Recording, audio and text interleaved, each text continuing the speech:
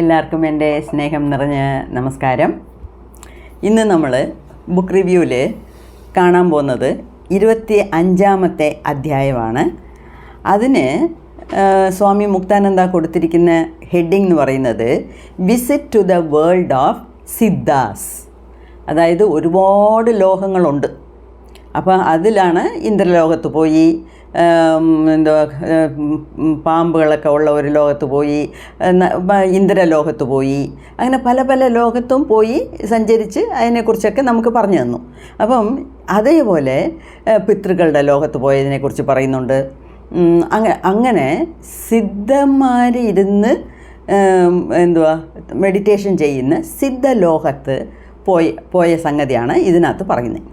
അപ്പം a visit to the world of സിദ്ധാസ്.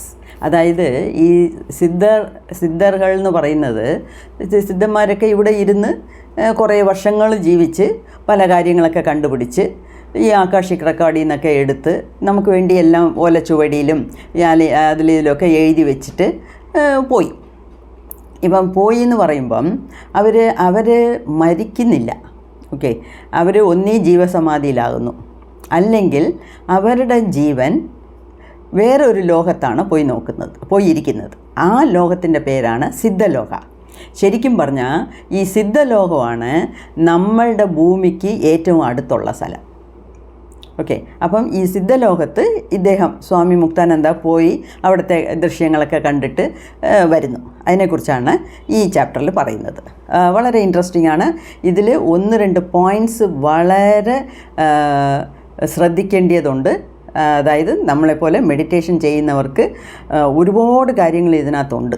അപ്പം നല്ല രീതിയിൽ ശ്രദ്ധിച്ച് കേൾക്കുക. അതായത് ഇദ്ദേഹം ആസ് യൂഷ്വൽ പതിവ് പോലെ മെഡിറ്റേഷനിലിരിക്കുന്നു. അപ്പം മെഡിറ്റേഷനിലിരിക്കുമ്പം ബ്ലൂ സ്റ്റാർ കാണുന്നു. അപ്പോൾ ഈ ബ്ലൂ സ്റ്റാറിനെ കുറിച്ച് നേരത്തെ പറഞ്ഞു. എപ്പോൾ അദ്ദേഹം ഒരു ദിവസം മെഡിറ്റേഷൻ ചെയ്തുകൊണ്ടിരിക്കുമ്പം ആകാശം പോലെ ഒന്ന് കണ്ടു. ആകാശത്തിൽ നിന്ന് ഒരു നീല നക്ഷത്രം വന്നു. അപ്പം അതേ നീല നക്ഷത്രത്തിനെ കുറിച്ചാണ് ഇപ്പോഴും പറയുന്നത്. അപ്പം ഒരു നീല സ്റ്റാറിനെ കണ്ടു, ബ്ലൂ സ്റ്റാറിനെ കണ്ടു. അത് അനങ്ങുന്നില്ല. ആ കാര്യവും അദ്ദേഹം നേരത്തെ പറഞ്ഞു. അത് അൺമൂവിങ് അല്ലെങ്കിൽ നോട്ട് മൂവിങ്. അപ്പോൾ അനങ്ങാത്ത ഒരു സ്റ്റാറാണ്. അങ്ങനെ ഉണ്ട്. അപ്പം ഈ സ്റ്റാറിനെ കണ്ടപ്പം അദ്ദേഹത്തിൻ്റെ സഹസ്രാരത്തിൻ്റെ ടോപ്പാണ് കാണാൻ പറ്റുന്നത്. സഹസ്രാരം എന്ന് പറയുന്നത് തന്നെ നമ്മുടെ ഉച്ചിയാണ്, അതിന് മീതെ ഒന്നുമില്ല. അപ്പോൾ ആ ടോപ്പിനെ ഇദ്ദേഹം ഇങ്ങനെ കാണുന്നു. എങ്ങനെ? ജ്ഞാനക്കണ്ണുകൊണ്ട് കാണുന്നു. അങ്ങനെ കണ്ടേച്ച് ഈ ബ്ലൂ സ്റ്റാറിനെ അദ്ദേഹം ഒരു വാഹനമാക്കി അതിനകത്ത് കയറിയിരുന്ന് അതിൽ കൂടെ പല ലോകങ്ങൾ കാണുന്നു. അപ്പോൾ ഇദ്ദേഹം പറയുന്നത് ബ്ലൂ ലൈറ്റല്ല, ബ്ലൂ പേളുമല്ല. ഓക്കെ, ഇതൊക്കെയാണ് നമ്മൾ നോട്ട് ചെയ്യേണ്ട കാര്യങ്ങൾ. അപ്പം ബ്ലൂ ലൈറ്റ് എപ്പോഴാണ് കാണുന്നത്? അത് പതിവ് പോലെ ആദ്യം ചുമന്ന ലൈറ്റ്, റെഡ് ഓറ, പിന്നെ വെള്ള ലൈറ്റ്, പിന്നെ കറുത്ത ലൈറ്റ്, പിന്നെ നീല ലൈറ്റ്. ഓക്കെ, അപ്പോൾ ഈ നീല ലൈറ്റിനെ ശ്രദ്ധിച്ച് മെഡിറ്റേഷൻ ചെയ്യുമ്പോഴാണ് ഈ ബ്ലൂ പേൾ കാണുന്നത്. നീല മുത്ത്, ബ്ലൂ പേൾ. അപ്പം ഇദ്ദേഹത്തിന് നീല ലൈറ്റ് കണ്ടു, നീല മുത്ത് ഒന്ന് കണ്ടു. എവിടെ? ഈ നെറ്റിയിൽ, പുരുവ മധ്യയിൽ. ഓക്കെ, അതൊന്ന്. പക്ഷേ ഇപ്പം കാണുന്നത് ബ്ലൂ സ്റ്റാറാണ്. അപ്പം ഈ ബ്ലൂ സ്റ്റാർ എന്ന് പറയുന്നത് ആകാശത്തു നിന്ന് വരുന്നതാണ്. ഓക്കെ, അപ്പോൾ ഈ ബ്ലൂ സ്റ്റാറിനെ വാഹനമാക്കി പല സ്ഥലങ്ങളിലും പോയി കാണുന്നു. ആ ബ്ലൂ സ്റ്റാർ വളരെ ചെറുതായിട്ട് കാണുന്നു. പക്ഷേ അദ്ദേഹത്തിന് കയറി ഇരിക്കാനുള്ള സ്ഥലം അതിനകത്തും ഉണ്ടായിരുന്നു. അപ്പം ഒരു ദിവസം ഈ ബ്ലൂ സ്റ്റാർ ഇദ്ദേഹത്തിനെ വേറൊരു ലോകത്തിലേക്ക് കൊണ്ടുപോയി. ഈ വേറൊരു ലോകം എന്ന് പറഞ്ഞാലേ അതിൻ്റെ വർണ്ണനയാണ്, അതിൻ്റെ ഡിസ്ക്രിപ്ഷനാണ് ഇദ്ദേഹം ഇവിടെ പറയുന്നത്. അതായത് എന്നെക്കൊണ്ട് അതിനെക്കുറിച്ച് പറയാനേ വയ്യ. അത്രയ്ക്ക് അതിസുന്ദരമായ ഒരു ലോകം, സ്ഥലമല്ല ലോകം, അതൊരു ലോകം തന്നെയാണ്. അപ്പം അതിനെ ഞാൻ എന്ത് വാക്കുകൊണ്ട് വർണ്ണിച്ചാലും ആ വാക്കുകൾ അതിന് ഈക്വൽ ആവത്തില്ല. അപ്പം വാക്കുകൾ കൊണ്ട് വർണ്ണിക്കാൻ പറ്റാത്ത രീതിയിൽ അതിസുന്ദരമായ ഒരു ലോകത്തിന് ഇദ്ദേഹം ആ ബ്ലൂ സ്റ്റാർ കൊണ്ടുപോകുന്നു. ഓക്കെ, അപ്പം ബ്ലൂ സ്റ്റാർ കാണുന്നു. അപ്പം ബ്ലൂ സ്റ്റാറിനകത്ത് ഇദ്ദേഹം കയറി ഇരിക്കുന്നു. ബ്ലൂ സ്റ്റാർ ഇദ്ദേഹത്തിനെ കൊണ്ടുപോകുന്നു. കൊണ്ടുപോയ ലോകമാണ് അത്രയും അതിസുന്ദരമായ ഒരു ലോകം. അപ്പോൾ അതിനകത്ത് വഴിയെല്ലാം നന്നായിട്ടുണ്ട്. ഈ ഇന്ദ്രലോകത്തിന് പോകുമ്പം പറഞ്ഞില്ലയോ, ഏകദേശം അതുപോലെ എന്തുവാ, കാടുകളുണ്ട്, ചെറുതും വലുതുമായിട്ട് ഗുഹകളുണ്ട്, വെള്ളച്ചാട്ടമുണ്ട്, നല്ല വെള്ളമാണ്, പ്യോർ വാട്ടറാണ് അതിനകത്ത്. അതുപോലെ വെള്ള, നീല, പച്ച കളറിലുള്ള മാനുകൾ ഉണ്ട്, വെള്ള പീക്കോക്കുകളുണ്ട്. ഇപ്പോൾ വെള്ള പീക്കോക്ക് ഇവിടെയും നമുക്ക് കാണാം, പക്ഷേ അത് വളരെ റെയറാണ്, അപൂർവമാണ്. അപ്പോൾ അവിടെ വെള്ള പീക്കോക്കുകളുണ്ട്. പിന്നെ അറ്റ്മോസ്ഫിയർ, അവിടുത്തെ അന്തരീക്ഷം എന്ന് പറയുന്നത് വളരെ ശാന്തതയായിട്ടുള്ള അറ്റ്മോസ്ഫിയറാണ്. എവിടെ നോക്കിയാലും ബ്ലൂ ലൈറ്റ്. അപ്പം ഇപ്പം നമ്മൾ ഒരു ബ്ലൂ സെലോഫിൻ പേപ്പർ വയ്ക്കുന്നു, അല്ലെങ്കിൽ ഒരു ബ്ലൂ ഗ്ലാസ് വഴി നോക്കിയാൽ കാണുന്ന സ്ഥലമെല്ലാം ബ്ലൂ ആയിരിക്കും, ഇല്ലയോ? അതുപോലെ അവിടെ സണ്ണില്ല, അതായത് സൂര്യനില്ല, ചന്ദ്രനില്ല, ഒന്നുമില്ല. പക്ഷേ എല്ലാ സ്ഥലത്തും നല്ല ഒരു ബ്ലൂ കളറ്. അത് പ്ലീസിങ് കളർ. പ്ലീസിങ് എന്ന് വെച്ചാൽ അത് കണ്ണിനെ ഊർത്തത്തില്ല, കണ്ണിന് വേദന തരത്തില്ല. അതേസമയത്ത് നല്ല ഒരു സുഖകരമായിട്ടുള്ള ഒരു കളറാണ് അത്. ഓക്കെ, അത് ഇപ്പം വേറൊന്നുമല്ല, നമ്മൾ നല്ല ചൂടിൽ പോകുമ്പോഴേ നമ്മളൊരു കൂളിംഗ് ഗ്ലാസ് ഇട്ടാൽ എങ്ങനെ ഇരിക്കും? ഇപ്പോൾ കാറിലൊക്കെ പോകുമ്പോൾ ഞാനൊക്കെ തീർച്ചയായിട്ടും കൂളിംഗ് ഗ്ലാസ് ഇടും. അപ്പോൾ ഒന്നീ ബ്രൗൺ ടിൻ്റ് ആയിരിക്കും, അല്ലെങ്കിൽ ഡാർക്ക് ബ്ലൂ ആയിരിക്കും, അല്ലെങ്കിൽ ഡാർക്ക് ഗ്രീൻ ആയിരിക്കും. ഏതെങ്കിലും ഒരു കളർ കയ്യിൽ കിട്ടുന്നത് എടുത്ത് ഇട്ടോളും. എല്ലാം വാങ്ങിച്ച് വെച്ചിട്ടുണ്ട് ഓരോന്നായിട്ട്. അപ്പം അത് ഇടുമ്പോഴത്തേക്ക് പെട്ടെന്ന് ഒരു സീൻ ചേഞ്ച് വരും, ഇല്ലയോ? അപ്പോൾ കണ്ണിനൊരു കുളിർമയാണ്. ഇപ്പം കൂളിംഗ് ഗ്ലാസ് ഇടുന്നതിൻ്റെ കാര്യമേ അത് തന്നെയാണല്ലോ. അപ്പോൾ അതുപോലത്തെ ബ്ലൂ കളറാണ് അവിടെ എല്ലാ സ്ഥലത്തും പരവിക്കിടക്കുന്നത്. പിന്നെ അദ്ദേഹത്തിന് വലിയൊരു ശക്തിയുടെ ആക്രമണം അദ്ദേഹത്തിന് ഫീൽ ചെയ്യാൻ പറ്റുന്നു. ഒരു ഇൻറ്റ്യൂഷൻ, ഉള്ളിൽ ഒരു ഇൻറ്റ്യൂഷൻ. ആ ഇൻറ്റ്യൂഷൻ എങ്ങനെയാണെന്ന് വെച്ചാൽ, ഞാൻ ഇന്ന് ഏതോ നല്ല ഒരു ലോകത്താണ് പോകുന്നത്. അപ്പോൾ ഞാൻ ആ ലോകത്ത് പോകുമ്പം എല്ലാ മഹാന്കളെയും ഞാൻ കാണാൻ പോവുക എന്ന് അദ്ദേഹത്തിന് മനസ്സ് പറയുന്നു. ഒരു ഉൾവിളി വരുന്നു. ഉൾവിളി അദ്ദേഹത്തിന് കേൾക്കുന്നു. ഉള്ളിലിരുന്ന് ഒരു ശബ്ദം കേൾക്കുന്നു. ഇന്ന് ഞാൻ കാണാൻ പോകുന്ന ലോകം സിദ്ധലോകമെന്ന് അദ്ദേഹത്തിന് അറിഞ്ഞുകൂടാ. ഏതോ വലിയ ഒരു നല്ല ലോകത്ത് പോന്നു, ഞാൻ ഒരുപാട് മഹാന്കളെല്ലാം കാണാൻ പോന്നു എന്നുള്ള ഒരു തോന്നൽ. അങ്ങനെ പോയപ്പോഴാണ് അതുപോലെ അദ്ദേഹം പല ആൾക്കാരെയും കണ്ടു. അപ്പം മനസ്സിലായി, ഓഹോ, ഇതാണ് സിദ്ധലോകം. ആൾക്കാർ പറയുന്നതും പുരാണങ്ങളിൽ പറയുന്ന സിദ്ധലോകം ഇതാണ് എന്ന് അദ്ദേഹത്തിന് മനസ്സിലായി, പിടികിട്ടി. അപ്പം ഇതിലെ ഓരോ സിദ്ധനും അവിടെ പല പല സ്ഥലങ്ങളിൽ പല രീതിയിലിരുന്ന് ധ്യാനം ചെയ്യുക. ചിലർ ഓരോ സിദ്ധനും ഓരോ മുദ്രകളാണ് ഇടുന്നത്. ചിലർക്ക് ചിന്മുദ്ര, ചിലർക്ക് പൃഥ്വി മുദ്ര, അങ്ങനെ ഓരോ മുദ്രകളാണ് അവർ ഇട്ടുകൊണ്ടിരിക്കുന്നത്.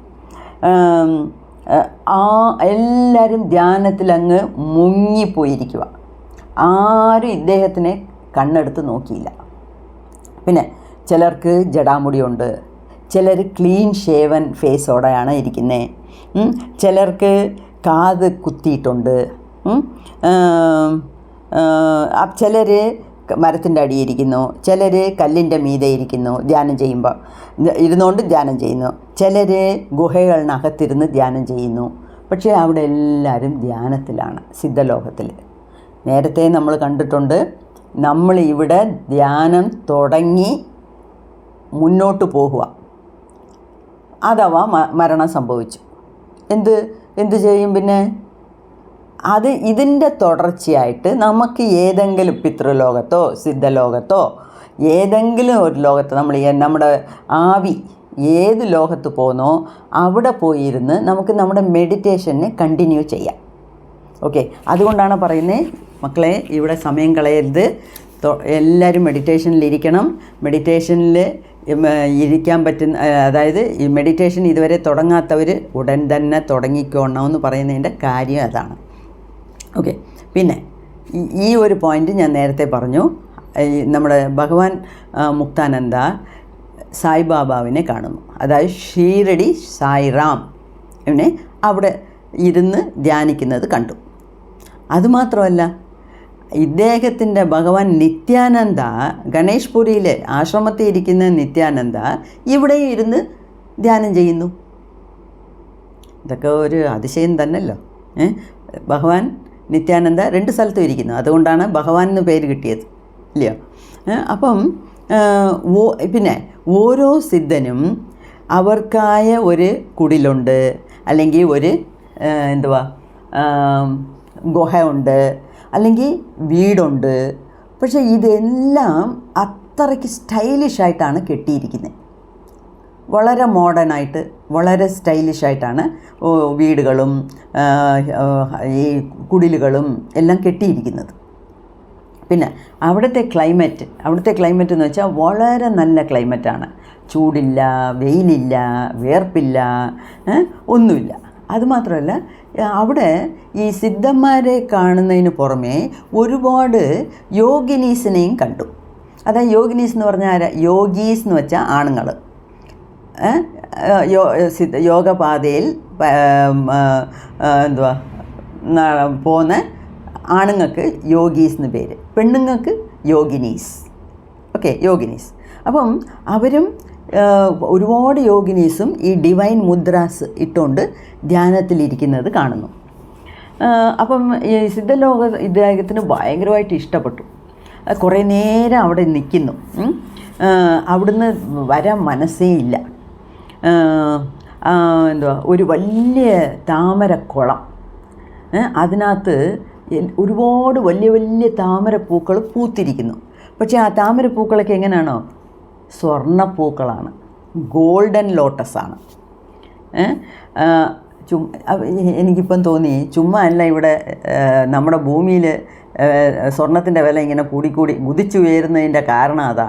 അവിടെ ഉള്ള സ്വർണ്ണമെല്ലാം അവിടെയാണ് പോയിരിക്കുന്നതെന്ന് തോന്നുന്നു. അപ്പം ഗോൾഡൻ ലോട്ടസ് ഉണ്ട്. പിന്നെ സപ്ത ഋഷികളെ കാണാൻ പറ്റി. അപ്പോൾ സിദ്ധലോകത്തിലാണ് ഈ സപ്ത ഋഷികളും ഇരിക്കുന്നത്. പിന്നെ അപ്പോഴത്തേക്ക് അദ്ദേഹത്തിന് മനസ്സിനകത്ത് ഏതോ ഒരു ശക്തിയാണല്ലോ ഇദ്ദേഹത്തിനെ മുന്നോട്ട് തള്ളുന്നത് എന്നുള്ള ഒരു തോന്നൽ നല്ലപോലെ മനസ്സിലാവുന്നു. പിന്നെ ഇദ്ദേഹത്തിന് അവിടെ ഇരുന്ന് എല്ലാവരും ധ്യാനിക്കുന്നു, എനിക്കും കുറച്ച് ധ്യാനിച്ചാലോ എന്ന് വിചാരിച്ച് അവിടെ ഈ പത്മാസനത്തിൽ ഇരിക്കാൻ പോയി. ഇരുന്ന ഉടൻ തന്നെ ബ്ലൂ സ്റ്റാർ വന്നു. ബ്ലൂ സ്റ്റാർ വന്നാൽ എന്തുവാ? അതല്ലേ വാഹനം. അപ്പം വാഹനം വന്നാൽ എന്തുവാ? മോനെ എണ്ണീര്, നിനക്കിവിടെ ഒന്നും ഇരുന്ന് ധ്യാനിക്കാനുള്ള സമയമായിട്ടില്ല, നീ ഇറങ്ങ് വാ പോ എന്ന് വിളിക്കുന്ന രീതിയിൽ ആ ബ്ലൂ സ്റ്റാർ അദ്ദേഹത്തിൻ്റെ മുമ്പിൽ പ്രത്യക്ഷപ്പെട്ടു. അതുമാത്രമല്ല, അപ്പം തന്നെ അദ്ദേഹത്തിന് മനസ്സിലായി എനിക്ക് പോകാനുള്ള സമയമായി. പിന്നെ വേറെ വഴിയില്ല. ബ്ലൂ സ്റ്റാറിനകത്ത് കയറിയിരുന്നു. വാഹനം വന്നു, വാഹനത്തിൽ കയറിയിരുന്നു, അത്രയേ ഉള്ളൂ. ആ വാഹനം സുഖമായിട്ട് ഇദ്ദേഹത്തിൻ്റെ കുടിലിൽ കൊണ്ടുവിട്ടു. അങ്ങനെ ഓക്കെ. അപ്പോൾ ഇതൊക്കെയാണ് visit to the world of സിദ്ധലോകത്തിൽ എന്തൊക്കെയാണ് ഇദ്ദേഹം എങ്ങനെ പോയി, എങ്ങനെ കണ്ടു, എന്തൊക്കെ കണ്ടു എന്നുള്ളതിൻ്റെ വിവരങ്ങളാണ് ഇതിനകത്ത് തന്നിരിക്കുന്നത്. പിന്നെ ഇനിയുള്ളത് വളരെ ശ്രദ്ധിച്ച് കേൾക്കണം. ഓക്കെ, അതായത് തിരിച്ച് ഇദ്ദേഹം കുടിലി വന്നില്ലയോ? കുടിലി വന്നപ്പം ഈ ബ്ലൂ സ്റ്റാറാണ് ഇദ്ദേഹത്തിനെ പൊക്കിക്കൊണ്ട് പോയത് വാഹനമായിട്ട്. അതേ ബ്ലൂ സ്റ്റാർ ഇദ്ദേഹത്തിന് അകത്തൂടെ കയറി ഇദ്ദേഹത്തിൻ്റെ അകത്ത് കയറി സഹസ്രാരയ്ക്ക് അകത്ത് പോയി വെടിച്ചു. എന്ത് ചെയ്തു? വെടിച്ചു. എക്സ്പ്ലോഡഡ്. പിന്നെ വെടിച്ചപ്പം ഉള്ള ബിറ്റ്സ് ഉണ്ടല്ലോ, ഫ്രാഗ്മെൻറ്റ്സ്, കൊച്ചു ഇപ്പോൾ ഒരു എന്തെങ്കിലും ഒന്ന് വെടിച്ച ഇപ്പോൾ ഒരു കണ്ണടിച്ചില്ലേ, അല്ലെങ്കിൽ ഒരു കണ്ണാടി പൊട്ടി ചിലായിട്ട് ആവുന്നില്ല. അതുപോലെ ഈ ഫ്രാഗ്മെൻറ്റ്സ്, ആ ബ്ലൂ സ്റ്റാർ വെടിച്ചപ്പം ഉണ്ടായ ഫ്രാഗ്മെൻറ്റ്സ് സഹസ്രാരം മുഴുവനും ആ സഹസ്രാരത്തിലുള്ള സ്പേസ്, ഇടയിലുള്ള സ്പേസിലെല്ലാം കയറി അങ്ങ് വീഴുന്നു, അതിനകത്ത് കയറിയിരിക്കുന്നു. പിന്നെ അവിടെ ഒരു സ്റ്റാറും ഇല്ല. അദ്ദേഹം കാണുന്നതെല്ലാം വെള്ള ലൈറ്റാണ്. വെള്ള ലൈറ്റ് എന്ന് പറഞ്ഞാലേ ആംബ്രോസിയൽ വൈറ്റ് ലൈറ്റ് എന്നാണ് പറയുന്നത്. ഈ ആംബ്രോസ എന്നൊരു കേക്കിൻ്റെ സ്ഥാപനത്തിൻ്റെ പേരാണ്. അപ്പോൾ അത് ആംബ്രോസ എന്ന് പറഞ്ഞാൽ അതായത് കഴിക്കാൻ നല്ല ടേസ്റ്റുള്ളതും നല്ല ഡിവൈൻ ക്വാളിറ്റി ഉള്ളതുമാണ്. അതായത് ദൈവീകമായിട്ടുള്ള ലൈറ്റാണ് ആംബ്രോസിയൽ വൈറ്റ് ലൈറ്റ്. അങ്ങനെ അദ്ദേഹം അപ്പം ബ്ലൂ സ്റ്റാർ കൊണ്ടുവന്നിട്ട് സഹസ്രാരത്തിനകത്ത് കയറി വെടിച്ചു. ഓക്കെ, ചുക്കുനൂറായിട്ട് വെടിച്ചു. അപ്പം പിന്നെ തിരിച്ച് ഇദ്ദേഹം തന്ത്രലോകത്ത് പോയി. ഇന്ദ്രലോകം, തന്ത്രലോകം, പിതൃലോകം, നാഗലോകം, അങ്ങനെ പല ലോകങ്ങളിലാണല്ലോ ഇദ്ദേഹം പോയിക്കൊണ്ടിരിക്കുന്നത്. അപ്പോൾ ഇങ്ങനെ ഇത് കഴിഞ്ഞ ഉടനെ ആ ബ്ലൂ സ്റ്റാർ വെടിച്ച് പോയ പിന്നീട് തന്ത്രലോകത്തിലോട്ട് പോയി. അപ്പം ഒരു സിദ്ധലോകത്തു നിന്ന് ഇവിടെ വരുന്നു. ആരെ? സ്വാമി മുക്താനന്ദയെ കാണാൻ വരുന്നു. വന്നിട്ട് പറയുക, നീ ഇപ്പം കണ്ടില്ലയോ, നീ ഇപ്പം ഒരു ലോകത്ത് വന്നപ്പം നീ കണ്ടില്ലയോ, അവരെല്ലാം ജീവൻ മുക്തി കിട്ടിയ സിദ്ധന്മാരാണ്. ജീവൻ മുക്തി എന്ന് വെച്ചാൽ മുക്തി കിട്ടി. ഓക്കെ, ജീവൻ മുക്തി. അപ്പോൾ അവർക്ക് ഉണ്ട്. അപ്പം ജീവൻ മുക്തി കിട്ടിയ സിദ്ധന്മാരാണ് ഈ സിദ്ധലോകത്ത് വന്നിരിക്കുന്നത്. അവർക്ക് എല്ലാം ജോയാണ്. ജോയ് എന്ന് വെച്ചാൽ സന്തോഷം. അവർ കഴിക്കുന്നത് സന്തോഷം, ശ്വസിക്കുന്നത് സന്തോഷം, ജീവിക്കുന്നത് സന്തോഷത്തിലാണ്. എല്ലാം സന്തോഷം. അവിടെ സന്തോഷം മാത്രമേ ഉള്ളൂ. അപ്പം പിന്നെ ഈ ഇദ്ദേഹം ആ സിദ്ധലോകത്തു നിന്ന് വന്ന സിദ്ധൻ കുറച്ചും കൂടെ സംസാരിക്കുന്നു. അതായത് ഈ ബ്ലൂ സ്റ്റാർ ഉണ്ടല്ലോ, ബ്ലൂ സ്റ്റാറാണ് നിനക്ക് പല ലോകങ്ങളിലും ചുറ്റിക്കറങ്ങാനുള്ള വാഹനം. ഏത് ലോകത്ത് വേണമെങ്കിലും നിന്നെ ബ്ലൂ സ്റ്റാർ കൊണ്ടുപോകും. പിന്നെ ഈ ബ്ലൂ സ്റ്റാർ ചെതറുമ്പം മാത്രമേ ഒരുത്തന് ജീവൻ മുക്തി കിട്ടത്തുള്ളൂ. അപ്പോൾ ജീവൻ മുക്തി എന്ന് വെച്ചാൽ എന്തുവാ? ഈ അടുത്ത ജന്മം ഇല്ല. അപ്പം ഈ പുനരഭി ജനനം പുനരഭി മരണം എന്നുള്ള കഥ ഇവിടെ തീരുന്നു. എപ്പോൾ? ആ ബ്ലൂ സ്റ്റാർ വെടിക്കും, സഹസ്രാരത്തിൽ പോയി വെടിക്കണം. അപ്പോഴാണ് ഈ ബർത്ത് ഡെത്ത് സൈക്കിളിൽ നിന്ന് നമുക്കൊരു വിമോചനം. അപ്പം ഇവിടെ എന്തുവാ? സ്വാമി മുക്താനന്ദയുടെ സഹസ്രാരത്തിലാണ് ഇത് വെടിച്ചത്. അപ്പം ഇദ്ദേഹത്തിന് ഇനി മറുജന്മമില്ല എന്നാണ് ആ സിദ്ധൻ വന്ന് പറയുന്നത്. പിന്നെ നിങ്ങൾ ചെയ്ത ഈ സഞ്ചിത കർമ്മ എല്ലാം കട്ടാകും എന്നൊക്കെ നിങ്ങളുടെ സഞ്ചിത കർമ്മ എല്ലാം ഒഴിച്ചു മാറ്റി, എല്ലാം എഴുതി തള്ളി, ഓക്കെ എന്നൊക്കെ പറഞ്ഞിട്ട് അദ്ദേഹം അങ്ങനെ മറഞ്ഞുപോയി. അപ്പം ഇതൊക്കെയാണ് മുക്താനന്ദയ്ക്ക് സിദ്ധലോകത്തിൻ്റെ വിസിറ്റിനെ കുറിച്ച് പറയാനുള്ളത്. അപ്പം എന്തൊക്കെ മുക്താനന്ദ അനുഭവത്തിൽ കൂടെ കാണുന്നു, അനുഭവത്തിൽ കൂടെ രസിക്കുന്നു എന്നൊക്കെയാണ് ഇതിൽ നിന്ന് നമുക്ക് മനസ്സിലാക്കാൻ പറ്റുന്നത്. അപ്പം ഒരു കാര്യം നമ്മളെല്ലാം സാധകന്മാരാണ്. നമ്മളും സിദ്ധനാകാനുള്ള ശ്രമത്തിലാണ്. നമുക്കും ജീവൻ മുക്തി വേണം. അതിനായിട്ടല്ലേ നമ്മൾ പാടുപെടുന്നത്. അപ്പം നമ്മൾ ഈ സീക്വൻസ് എല്ലാം ഓർത്തിരിക്കണം. എന്തുവാ? റെഡ് ഓറ, വൈറ്റ് ലൈറ്റ്, ബ്ലാക്ക് ലൈറ്റ്, പിന്നെ നീല ലൈറ്റ്, പിന്നെ നീല ലൈറ്റിനകത്ത് നോക്കി ധ്യാനിക്കുമ്പം കിട്ടുന്ന ബ്ലൂ പേൾ, നീല മുത്ത്. അതല്ലാതെ ആകാശം പോലെ മെഡിറ്റേഷനിൽ കാണുന്നു, ആകാശത്തിൽ നിന്ന് ഒരു നീല നക്ഷത്രം വീഴുന്നു, അത് സഹസ്രാരത്തിൽ പോയി നിൽക്കുന്നു. അപ്പം ഇത്രയൊക്കെ കാര്യങ്ങൾ നമ്മളും ഓർത്തിരിക്കണം. എന്താണെന്ന് വെച്ചാൽ നമ്മൾ സിൻസിയറായിട്ട് ഇദ്ദേഹത്തിൻ്റെ കൂട്ട് ഗുരുഭക്തിയിൽ മുങ്ങിക്കിടക്കുന്ന ഒരു സാധകനാണ് സ്വാമി മുക്താനന്ദ. അപ്പോൾ ഇദ്ദേഹത്തിൻ്റെ കൂട്ട് നമ്മളും അത്രയും ഭക്തിയോടെ, അത്രയും ഭയഭക്തിയോടെ ശരണാഗത തത്വത്തിൽ ഇരുന്ന് നമ്മൾ ധ്യാനിക്കുവാണെങ്കിൽ നമുക്കും ഇതെല്ലാം കാണാൻ പറ്റും. നേരത്തെ പറഞ്ഞിട്ടുണ്ട്, ബ്ലൂ പേൾ കാണാത്തവരെ നിങ്ങൾക്ക് പാസ് മാർക്കില്ല. പാസ് മാർക്ക് വേണമെങ്കിൽ ബ്ലൂ പേൾ കണ്ടിരിക്കണം. ഇപ്പോൾ പിന്നെ വേറെ വേറെ ലോകസഞ്ചാരങ്ങൾ ചെയ്യാൻ ബ്ലൂ സ്റ്റാർ വേണം. അപ്പം ഇതൊക്കെ നമ്മളും ഓർത്തിരിക്കുക, എപ്പോഴും മനസ്സിൽ കാണുക. അതേ സമയത്തെ ഒരു കാര്യം, എ വേർഡ് ഓഫ് കോഷൻ എന്ന് പറയും. അപ്പം നിങ്ങൾ നിങ്ങളുടെ ശ്രദ്ധയിൽ കൊണ്ടുവരുന്നത് വേറൊരു സംഭവമല്ല, ഒരു വളരെ വാല്യുബിൾ പോയിൻ്റാണ്. എന്തൊരു പോയിൻ്റാണ് അത്? നമ്മൾ മെഡിറ്റേഷനിലിരിക്കുമ്പം മുക്താനന്ദയ്ക്ക് ബ്ലൂ പേൾ വന്നു, ഇന്ന് എനിക്ക് ബ്ലൂ പേൾ വരും, അല്ലെങ്കിൽ ഇന്ന് എനിക്ക് ബ്ലൂ സ്റ്റാർ വരും, അല്ലെങ്കിൽ ഞാൻ ഇന്ദ്രലോകത്ത് പോകും, അല്ലെങ്കിൽ ചന്ദ്രലോകത്ത് പോകും, നാഗലോകത്ത് പോകും, അല്ലെങ്കിൽ സിദ്ധലോകത്ത് പോകും, പിതൃക്കളുടെ ലോകത്ത് പോകും. അങ്ങനത്തെ ഒരു എക്സ്പെക്റ്റേഷൻ വേണ്ട. ഓക്കെ, നമുക്ക് യാതൊരു ഫലവും എക്സ്പെക്റ്റ് ചെയ്യാതെ, വിചാരിക്കാതെ നമ്മളുടെ ഡ്യൂട്ടി ചെയ്യുക. അതാണ് ഭഗവത്ഗീതയിൽ കൃഷ്ണ പരമാത്മാ പറഞ്ഞത് നമുക്ക്. എന്തു പറഞ്ഞു? നിൻ്റെ കടമയെ ചെയ്, നിനക്കതിന് എന്ത് കിട്ടുന്നു എന്നുള്ളത് നീ ബോധേഡാവണ്ട, അതിനെക്കുറിച്ച് നീ വിചാരിക്കണ്ട, നടക്കുന്നത് നടക്കട്ടെ.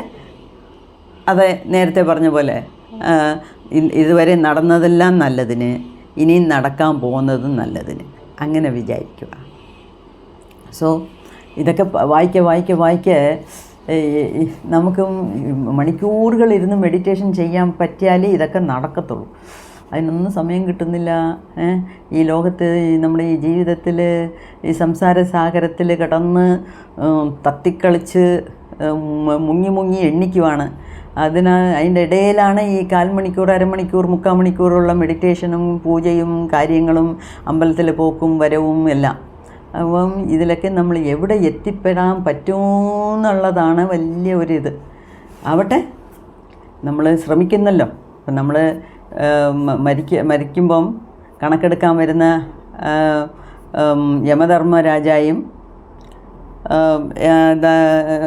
യമരാജായുടെ അസിസ്റ്റൻറ്റും നോക്കുന്നത് ഒന്നാണ്. നിങ്ങൾ എത്ര ശ്രമിച്ചു, നിങ്ങൾക്ക് നിങ്ങളെ അറിയാൻ, സെൽഫ് റിയലൈസേഷന്, അല്ലെങ്കിൽ നിങ്ങളുടെ ആത്മാവിനെ, നിങ്ങളുടെ ദേഹത്തുള്ള നിങ്ങളുടെ സ്വന്തം ജീവാത്മാവിനെ അറിയാൻ നിങ്ങൾ എത്ര ദൂരം ശ്രമിച്ചു എന്നുള്ളതാണ് അവിടുത്തെ കണക്കെടുപ്പ്, വേറെ ഒന്നുമല്ല. അപ്പം നമ്മൾ ശ്രമിക്കുക, നമുക്കും നടക്കും. അഥവാ നടന്നില്ലെങ്കിലും ഒരു കുഴപ്പമില്ല, നമുക്ക് അവിടെ പോയി കണ്ടിന്യൂ ചെയ്യാം. എന്തുവാ? മെഡിറ്റേഷൻ കണ്ടിന്യൂ ചെയ്യാം. പക്ഷേ അവിടെ പോയി ഞാൻ കണ്ടിന്യൂ ചെയ്യാമെന്ന് പറഞ്ഞ് ഇവിടെ ചെയ്യാതിരുന്നാൽ ശരിയാവത്തില്ല. ഇവിടെ ചെയ്ത് പഴകിയ പിന്നീട് ശരി, പെട്ടെന്ന് ഒരു ദിവസം മരിച്ചു, പോട്ടെ, മരിച്ചു എന്നാണോ? നമ്മുടെ ആത്മായ്ക്ക് മരണമില്ലല്ലോ. ഈ സ്ഥൂല ശരീരമല്ലേ മരിക്കുന്നേ. നമ്മുടെ മനസ്സും നമ്മുടെ ആത്മായും ജീവിച്ചിരിപ്പുണ്ട്. അപ്പം നമ്മുടെ ഫിസിക്കൽ ബോഡിക്കാണ് മരണം. മെൻ്റൽ ബോഡിയും ആസ്ട്രൽ ബോഡിയും, അതായത് എനർജി ബോഡിയും, അതായത് പ്രാണിക് ബോഡിയും രണ്ടും കൂടെ ചേർന്നാണ് വേറെ ലോകത്ത് പോകുന്നത്. അവിടെയും പോയി മെഡിറ്റേഷൻ ചെയ്യാം. അതിനെന്താ? അവിടെ എല്ലാം ജോയ് എന്ന് പറയുന്നു. ഇവിടെ ആണെങ്കിലാണ് വലിയ പ്രയാസം നമുക്ക്, ഇല്ലയോ? അപ്പോൾ ഇവിടെ നമുക്ക് ചെയ്തുകൊണ്ടിരിക്കാം, വിട്ടുകളയണ്ട. ബാക്കി നല്ല ഏതെങ്കിലും ഒരു ലോകത്ത് പോയി ഒരു സീറ്റ് പിടിച്ച് ഇരുന്ന് ബാക്കി കണ്ടിന്യൂ ചെയ്യാം. നോക്കട്ടെ, ഇല്ലേ? എന്ത് പറയുന്നു നിങ്ങളൊക്കെ? കമൻസിലിടുക. എങ്ങനെ നിങ്ങൾക്ക് ഇതൊക്കെ ഇഷ്ടപ്പെടുന്നോ?